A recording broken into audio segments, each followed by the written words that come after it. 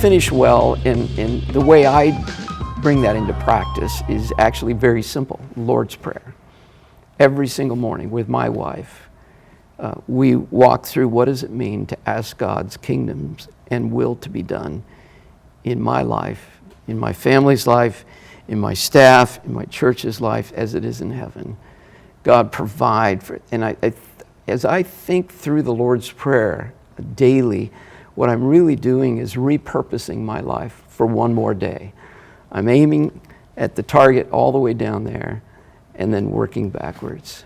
So, without you sharing more than you want to share, say a little bit more about that. That's a spiritual discipline of yours every morning, you and Jan. Mm-hmm. You're praying through the Lord's Prayer and fleshing out what that means in that day. Well, we used to, for maybe 35 years, we both had our separate quiet times, all the way back to our 3 years in college together.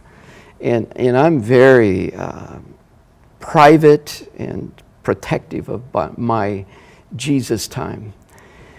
And I felt maybe 12 years ago to change it and for Jan and I to do it together. And we still have our own alone times, and what I saw was the power of prayer doubled as we did it together. And I saw that we were more connected when we did it together. So we actually do something really simple, that we wake up, we do our French press, coffee. Can't have prayer without coffee. That sounds good to me. And then I open up my Bible app and put it on audio, and I push for the next Psalm of the day. Mm-hmm. And we just listen to that as we sip our coffee and let us hear the Bible. Yes. And then we take turns passing it back and forth. So this is just my phone. It sounds very unspiritual. Pass a phone back and forth. So we pray through a stanza of the psalm. And then... No matter what that psalm is? No matter what that psalm is. Okay. And, I'm passionate about the David Psalms. I feel like they're more anointed, and I skip over some Psalms. The do I not hate them, God? Bash their teeth in, God. I just think, I'm just whatever, So I feel the freedom to skip a psalm or two, but we pray it back and forth, and then we close with the Lord's Prayer, naming our family, naming our staff, naming our church, and I feel it's my obligation to be the watchman on the wall for that part of the world. But it's all with a view to the end in sight of what am I aiming for.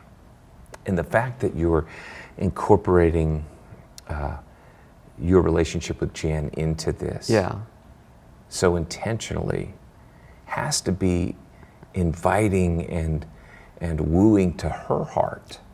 She feels included in this thing with you. With most marriages, sex is the greatest level of intimacy. Mm-hmm. But I believe that even beyond that is spiritual intimacy where I hear her heart praying.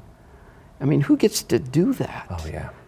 Not even her best friends get to hear her heart, except maybe in a prayer meeting. But I get to hear it every day, and then there's this grace and love that we experience between each other, because sometimes we're sleepy, sometimes we're off, sometimes I'm doing most of the praying, or maybe she is, but we just give each other the grace that's needed that day. But as Ecclesiastes says, two are better